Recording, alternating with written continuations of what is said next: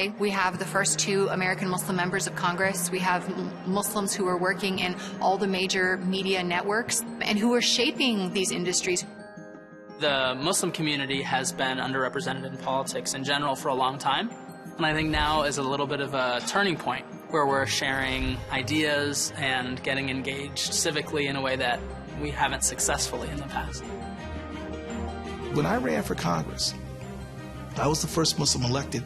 My political opponents went out of their way to make sure everybody knew that Keith Ellison was a Muslim. I mean, that was their argument against people voting for me, and I won anyway. The people who lived in my district, they knew I was a Muslim, and they didn't care. They wanted to know what I was going to do for them. Are you going to help my kids get an education? Are you going to look after the environment? Are you going to help working people get a better pay? Your religion is your business, but what you do in office is our business, and that's what they want to know about. People have asked me for some time, is being a judge compatible with being a Muslim? Many of the fundamentals of the American system of justice, of the American democratic experience, are reflected in our holy book, the Quran, particularly a respect for the rights of the individual. What I like most is, as a judge, is the opportunity to dispense mercy. Mercy for victims, mercy for defendants, mercy for couples who are not getting along. In our democratic society, everybody has an equal opportunity. The truth is that we do coexist. It's not always easy, but the kinds of rich ethnic, cultural, racial, religious, political diversity that exists here is not just tolerated, it's embraced and it's valued.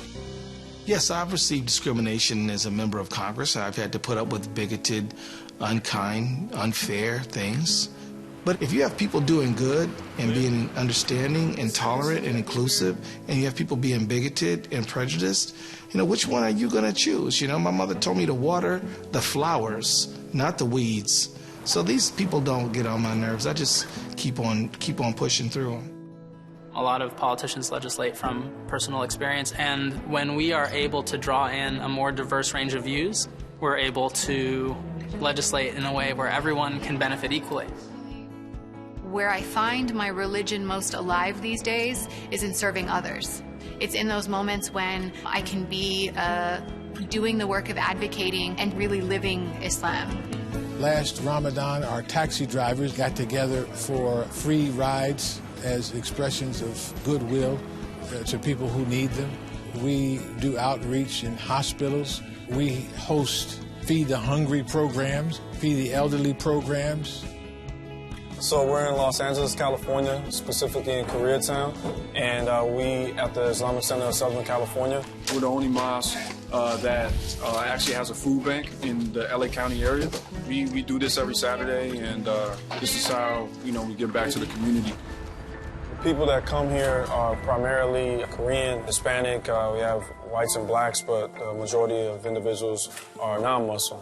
We serve around 300 to 350 families, and they depend on the food bank every week. There is a certain amount of work that we must do as a neighborhood, as a Muslim community.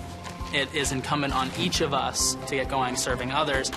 That doesn't mean necessarily money or material things. It means of the blessing that you have. Muslims are about giving and not just serving Muslims, but serving mankind. So we've been doing this for 8 years, and we're hoping to continue to serve the community and show everybody, you know, the positivity of Islam through this. The only Quran that most people will read is you. It's through your actions. Today, American Muslims are out there in the public eye, but give it a few more years and I'm really excited to see those voices coming out more and more publicly, and that Islam is part of their identity.